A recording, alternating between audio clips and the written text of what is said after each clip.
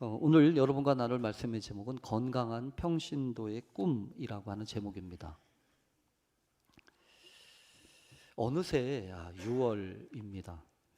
벌써부터 찌는 듯한 더위로 올 여름을 어떻게 지나갈 수 있을지가 염려가 됩니다. 저도 여름이면 그래도 겨울보다 낫지 그러는데 언제부터인가 땀이 비오듯 해서 여름도 만만치 않구나 이런 생각을 해봅니다. 이런저런 걱정과 또 함께 분주함 속에서 하루하루를 보내다 보면 왜 그런지 제 마음 한켠에 이렇게 뻑뻑해져 오는 부분을 느끼게 됩니다. 뭐 당장 무슨 일이 있는 것은 아닙니다. 또 하루하루 돌이켜 보면 감사로 마감할 수가 있어서 다행인 부분도 많습니다. 그런데 늘 마음속에 이게 최선인가?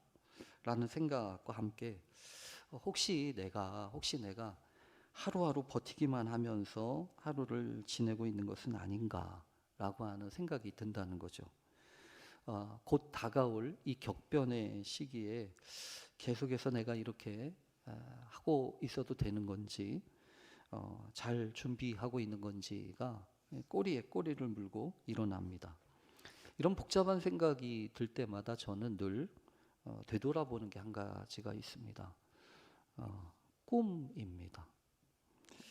웬만큼 아파도 참으면 견딜만 합니다. 못 먹어서 배고픈 거라면 냉수라도 한 사발 들이키면 됩니다. 또 피곤하면 들어가서 잠깐 쉬면 됩니다. 그런데 문제가 꿈이라면 달라집니다. 이 꿈의 문제는 가장 간단한 것 같으면서도 복잡하기 때문인 거죠. 꿈이 없어지는 것은 사실 티가 잘 나지 않습니다. 서서히 아주 조금씩 사라지기 때문에 잘 모릅니다. 그러다가 언제 문득 돌이켜 보면 내 꿈이 어디로 갔지? 이런 생각이 들게 된다고 하는 거죠. 그런 점에서 보면 사실은 이 꿈을 잘 관리하고 지킨다고 하는 게 얼마나 중요한 일인가라는 생각을 해봅니다. 어떤 분은 그러십니다. 목사님, 언제까지 꿈 얘기를 하십니까? 꿈이 밥 먹여줍니까? 이렇게 이야기를 하시는 분도 계셔요. 그랬더니 여러분 혹시 기억하십니까? 무한동력이라고 하는 유명한 그룹에서 뭔 클립 하나를 냈는데 거기에 그런 클립, 그 만화처럼 생긴 게 하나 있어요. 뭐냐면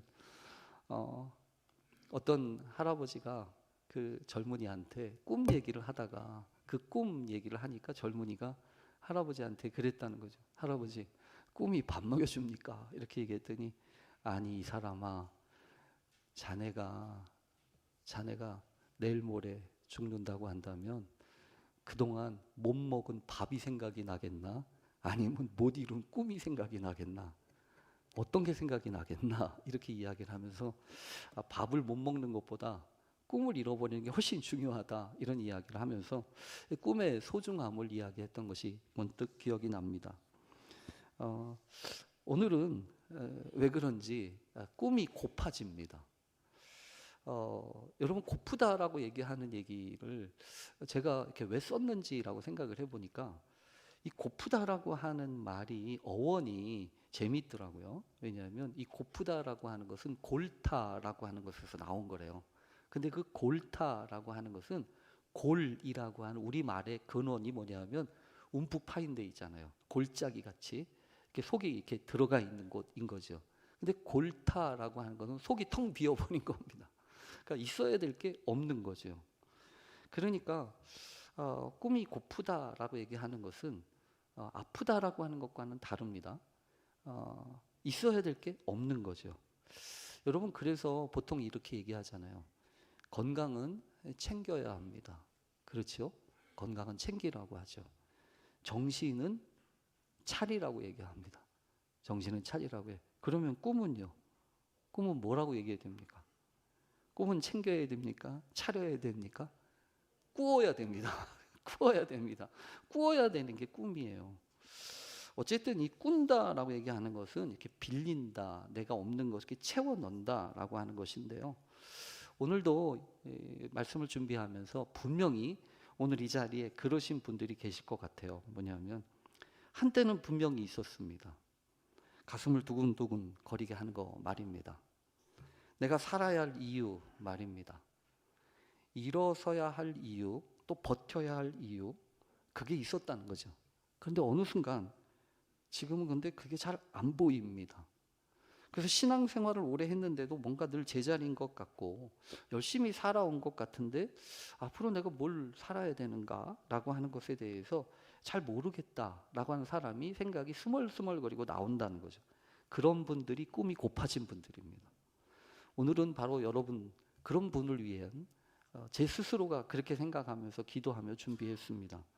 오늘 평신도 주일입니다. 감리교회에서는 1979년부터 매해 6월의 첫 주일을 평신도 주일로 지키고 있습니다. 성경은 이 성도들의 모임인 교회를 건물로 이야기하지 않고 그리스도의 몸이라고 하는 유기적인 표현을 가지고 이야기합니다. 그래서 요즘 우리가 이 고린도전서 말씀을 새벽마다 말씀을 보는데 거기도 보면 몸의 각 지체가 다르다. 그렇지만 모든 것들이 다 필요하다. 그래서 이 교회에는 직분과 역할의 구분을 넘어서 모든 성도들이 하나님 나라를 위해서 부름받았음을 기억해야 한다라고 하는 이야기를 우리가 살펴본 적이 있습니다. 이 평신도 주일은 바로 이런 성경적인 교회 이해로부터 시작됩니다. 사실 평신도는 가정이나 직장이나 학교나 사회라고 하는 그런 삶의 현장에서 예수 그리스도를 드러내기 위해서 보냄받은 어떻게 생각해 보면 최전선의 사역자라고도 할 수 있습니다. 요한 웨슬리가 감리교회를 처음 창시할 때도 사실은 평신도 지도자들과 함께 소그룹을 통해서 교회를 세워갔던 것으로 유명하죠.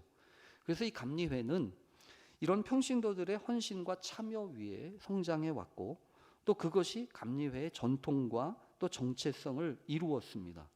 그래서 이 평신도 주일이라고 하는 것은 단순히 어떤 평신도들의 수고나 이런 것들을 격려하는 날이 아니라 교회가 무엇인지 그리고 모든 성도들이 왜 세상 속에 파송되었는지를 성찰해야만 하는 그런 날이기도 합니다.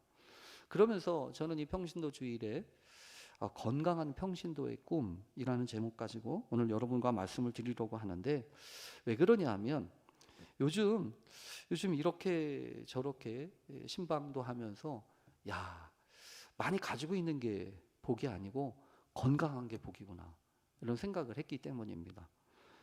특히 오늘 이리저리 불편해서 힘들어 하시는 여러분들에게 가장 큰 복이 건강이었던 것처럼 이 교회에도 역시 그런 은혜가 있기를 간절히 바랍니다.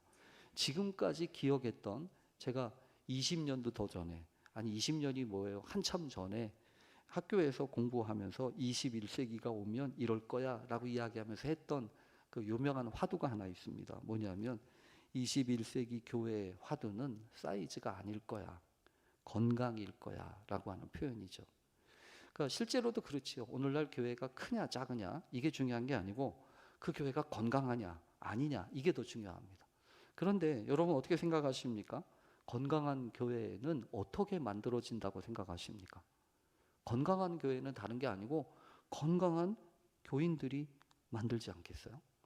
교인들이 건강하지 않은데 어떻게 교회가 건강하겠습니까? 그래서 이 평신도 주일을 맞이하면서 하나님 건강한 평신도의 꿈을 다시 꾸게 해 주십시오. 그렇게 기도하고 또 오늘도 말씀에 보면 건강한 자에게라야 건강한 자에게는 의원이 쓸데없지만 병든 자에게라야 의원이 쓸데있다 라고 이야기하셨던 것처럼 다시 한번 하나님 우리 모든 성도들이 또 우리 교회들이 건강하게 해주십시오. 그렇게 기도하면서 말씀 나누게 되기를 간절히 바랍니다. 오늘 교회력에 따른 성서일과 마태복음 9장에는 주님이 만나셨던 이 세 종류, 이 세 사람이 등장을 합니다. 첫 번째는 세리 마태이고요. 그 다음에 두 번째는 12회를 혈루증으로 앓고 있던 여인입니다. 그리고 세 번째는 딸의 죽음을 접했던 한 관리입니다. 이 사람들은 각각 서로 다른 삶의 자리에 있었고 또 서로 다른 방식으로 주님이 찾아가셨던 것으로 소개되고 있습니다. 그런데 한 가지 공통점이 있습니다. 그 공통점은 뭐냐면 이 세 사람 모두가 다 꿈을 잃어버리거나 잊어버리거나 또 망각하고 있었다고 하는 것이지요. 그래서 예수님이 이들을 찾아가셔서 하신 일이라고 한다면 다른 게 아닙니다. 꿈에 전등이 꺼졌는데 그 꿈의 전등에 다시 불 켜주시는 거죠. 다시 꿈꾸게 하시고 다시 꿈의 사람들로 살아가게 하셨다고 하는 것입니다. 그래서 오늘 이 자리에 와서 함께 예배를 드리면서 하나님, 우리 교회에도 이런 꿈의 불이 다시 켜지게 해주십시오. 그렇게 기도하고 또 말씀 나누게 되기를 간절히 바랍니다. 먼저 오늘 성경에 보면 이 마태라고 하는 사람, 그 사람은 세관에 앉아 있었던 세리였습니다.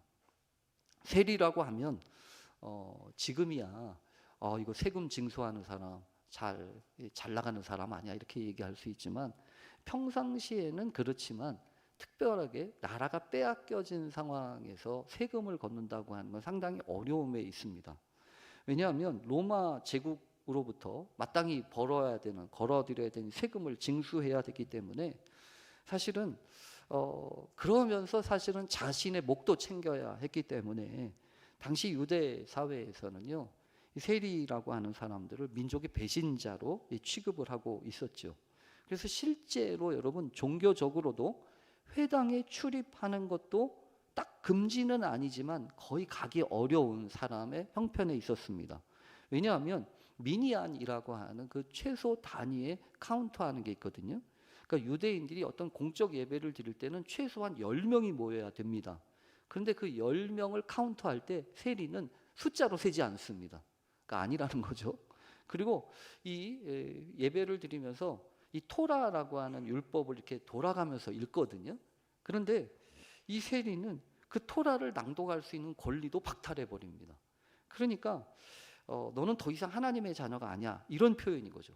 거의 그 당시 사회에서 손가락질을 받고 있었던 창녀들이나 이런 사람들과 같은 등급으로 취급을 받았던 그런 사람이라고 하는 거죠.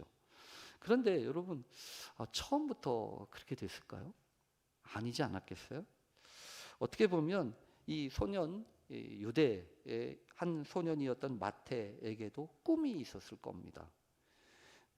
더군다나 이 레위라고 하는 본 이름이 있거든요.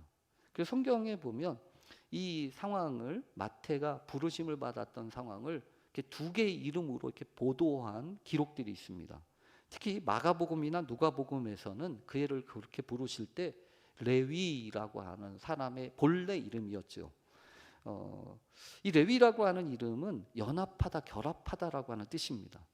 그래서 유대교의 자랑스러운 제사장 지파, 레위 지파의 혈통이라고 하는 것을 뜻하지요.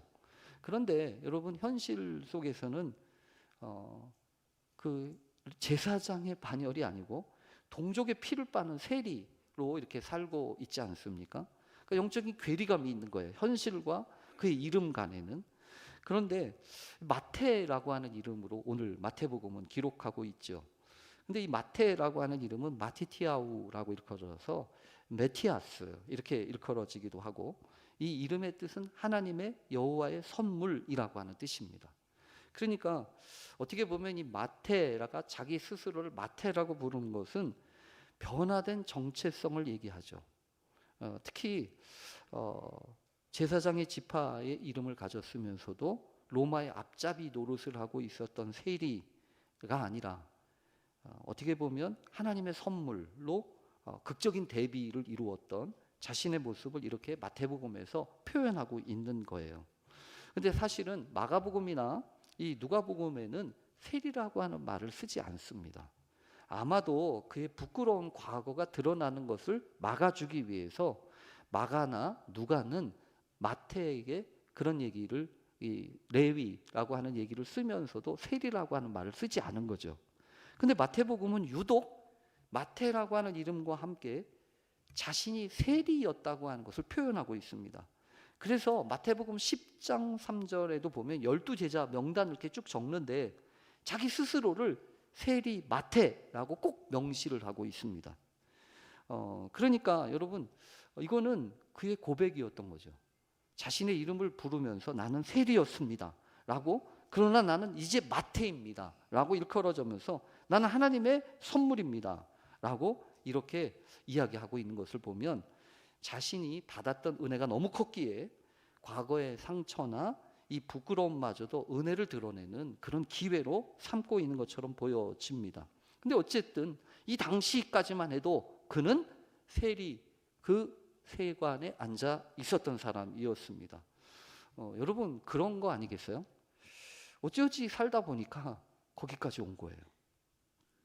누구나 그렇지만 여러분 한번 이렇게 삐끄러지고 한번 그 자리에 앉게 되면 돌아오는 게 쉽지 않습니다.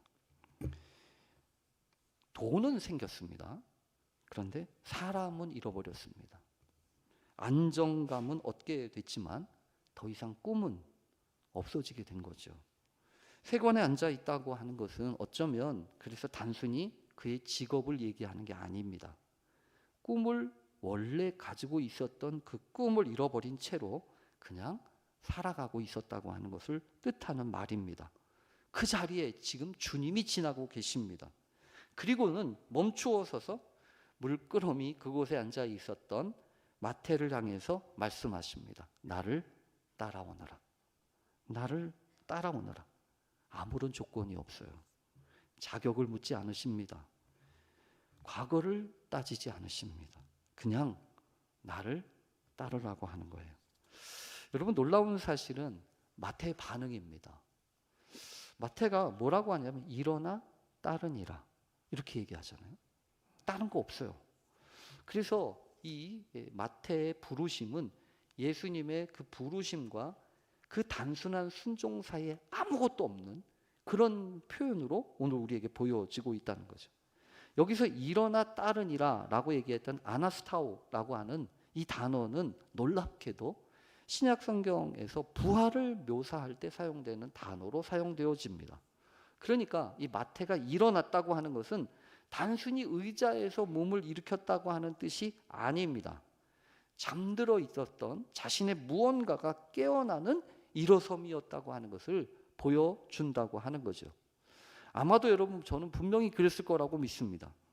이 마태의 내면에서 오랫동안 잊혀져 가고 있었던 무엇인가가 불현듯 타올랐던 거죠. 살아났던 겁니다.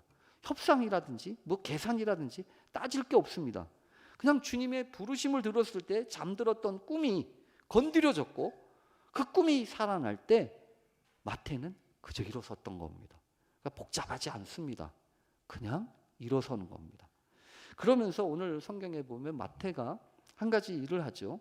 마태복음 9장 10절에 보면 예수께서 마태의 집에 앉아서 음식을 잡수실 때 이렇게 얘기하지 않습니까? 그러니까 쉽게 말하면 그렇게 자신에게 불 붙여지고 난 다음에 마태는 잔치를 한 겁니다. 무슨 잔치요? 새로운 직장을 얻었다고 하는 그 개업 파티가 아니고 오히려 반대였습니다. 그동안 싫었던 그 자리, 그 되돌아오고 싶지 않은 그 길을 다시금 정리하고 떠나면서 폐업 잔치를 벌인 거죠. 그래서 저는 가끔 그런 분들이 계시기를 바랍니다. 개업 파티 말고요, 폐업 파티요. 실제로 우리가 해야 될 일은 폐업 파티예요. 잘 정난하고 청산하고 이거 말이에요. 그래서 오늘 성경에 보면 그렇게 이 마태는 자신의 삶을 정리하면서 자신과 비슷한 입장에 있었던 세리와 죄인들을 불러서 잔치를 벌이고 있습니다. 왜 그랬을까요? 자신의 삶을 돌아보면서 비슷한 사람들, 그 사람들에게 여보시오, 나에게 꿈을 회복시켜 주신 분이 이분이에요. 이러면서 예수님을 소개하고 있는 거죠. 꿈을 회복하는 사람은 언제나 그 꿈을 그렇게 혼자 품고 있지 않습니다. 가장 먼저 자신과 가까운 자신 같은 사람들에게 그 사람들을 떠올리고 그 사람들과 나누게 되어 있다고 하는 거죠. 여러분 그래서 오늘 성경을 보면서 하나님 이 건강함의 기준이라고 하는 것이 여러 기준이 있겠지만 그 기준 속에 꼭 들어갔으면 좋겠다라고 생각하는 것은 이 세리 마태가 보여주는 이 꿈의 회복입니다. 단순하게 단순한 부르심 앞에 아멘하고 순종하는 그 마음 말이에요. 복잡하면 이미 힘들어지는 겁니다. 이 두 번째 오늘 성경에 보면 이 혈루증을 앓고 있던 여인이 있습니다. 이 여인은 12해 동안이나 혈루증을 앓고 있었다고 합니다. 사실 이 12해 12년이라고 하는 시간은 결코 작지 않은 시간입니다. 레위기 15장에 보면 유출병을 앓고 있는 사람에 대한 이야기가 있습니다. 유출병, 몸에서 피가 나든지 뭔가가 자꾸 나오는 사람들 말이에요. 이런 사람들은 타메라고 일컬었습니다. 부정하다는 거죠. 부정하다고 하는 건 적합하지 않다는 겁니다. 그래서 마치 하나님의 제단, 하나님 앞에 나오기도 어려웠고, 그래서 사회적으로나 종교적으로 여러 가지 관계가 단절이 되고 있었던 사람입니다. 더군다나 이 유출병을 앓고 있는 이 사람은 자신이 앉아있던 자리도 부정해지고 그 손으로 만지는 모든 것들이 부정해집니다. 그러니까 자신과 접촉한 사람도 부정해진다고 하는 거죠.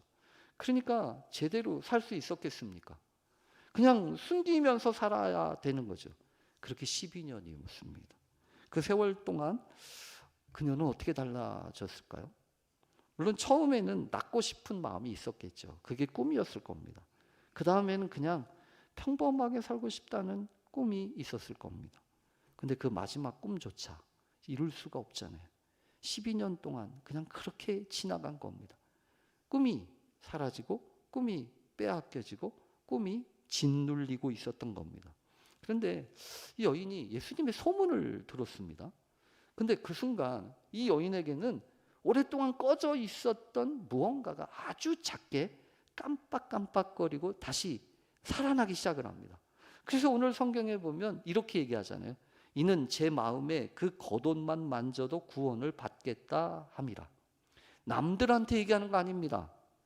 다른 사람들한테 자랑스럽게 얘기하는 게 아니에요. 자기 스스로에게 속으로 저 겉옷만 만져도 구원을 얻겠다 라고 하는 생각이 다시 피어오르기 시작했다고 하는 거죠.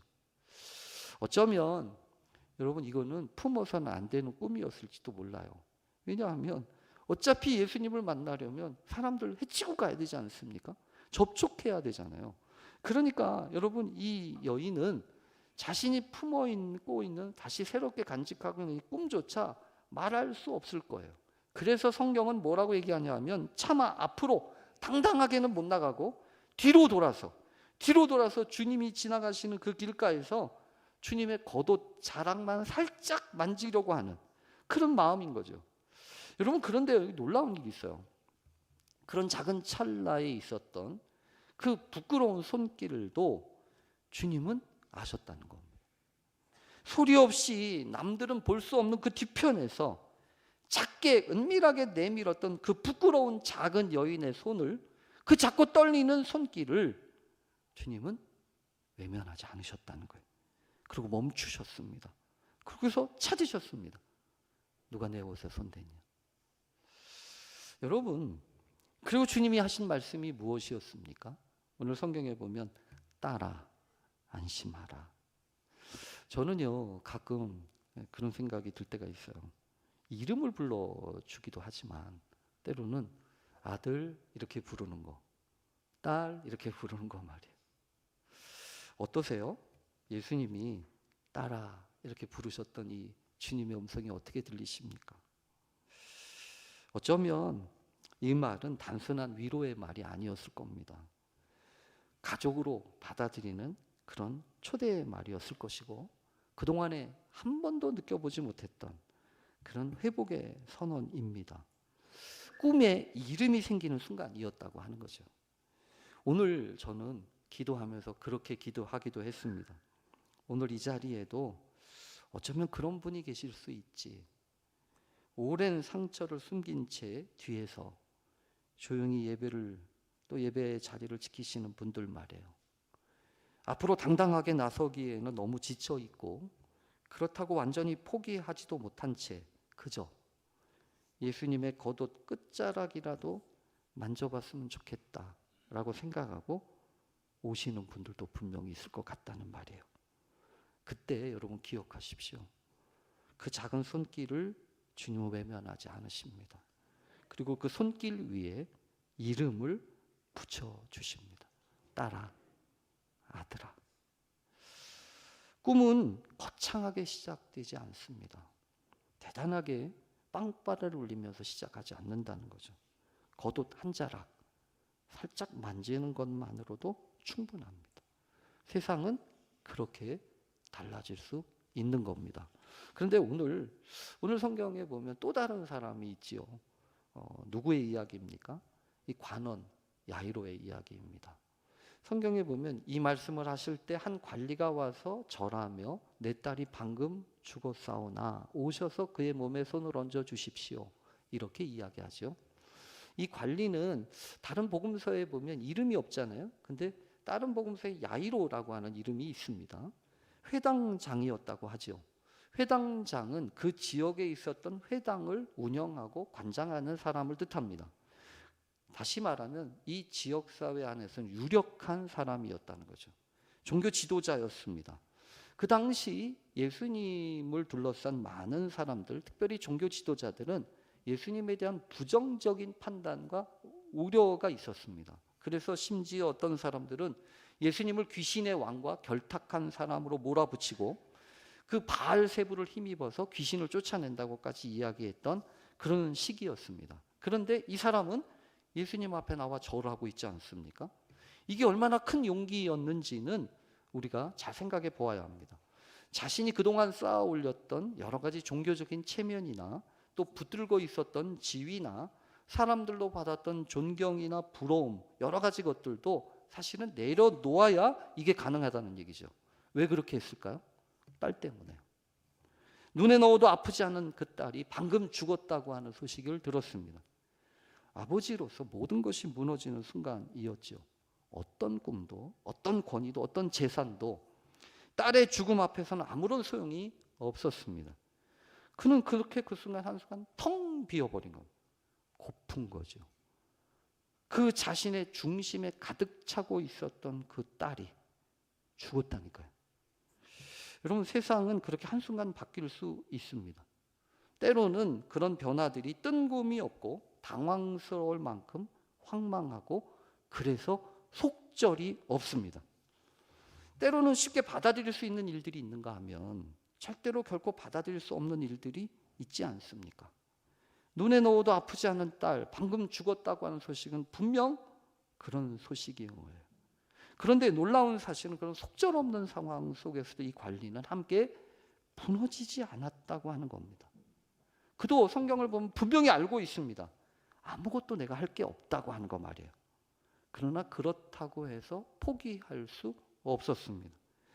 오히려 주님께 나아가기로 작정을 했고, 주님께는 혹시 내가 알지 못하는 다른 방법과 다른 길이 있을 수 있다고 하는 것에 대해서 잠깐 불이 켜지기 시작을 합니다. 여러분, 상황을 바꾸는 힘은 나한테 있는 게 아니에요. 주님께 있지. 속절없는 세상에서 살아남을 수 있는 길은 그러니까 열심히 애쓰는 게 아니에요. 주님을 만나는 데 있습니다. 그래서 지금 이 사람은 무릎 꿇은 거예요. 그러면서 오셔서 손을 얹어 주십시오. 이렇게 이야기하고 있는 겁니다. 예수님이 그 소리를 외면하지 않으시죠.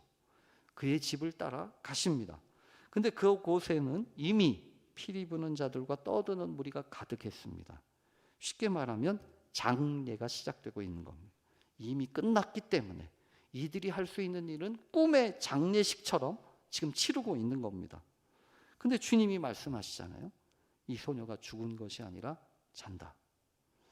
여러분, 이런 주님의 말씀을 세상은 비웃습니다. 분명히 죽었으니까요. 끝났으니까요. 그러나 예수님은 다르게 얘기하십니다. 죽지 않고 잤다고요. 그래서 손을 내밀어 붙잡으시고 일어나십니다. 이때도 에게이로라고 하는 단어도 역시 죽은 자의 부활을 묘사할 때 반복적으로 사용되는 단어입니다. 그러니까 여러분, 이 성경에서 마태라고 하는 사람은 그 주님과 관련돼서 일어난 일들을 그냥 쓰고 있는 게 아닙니다.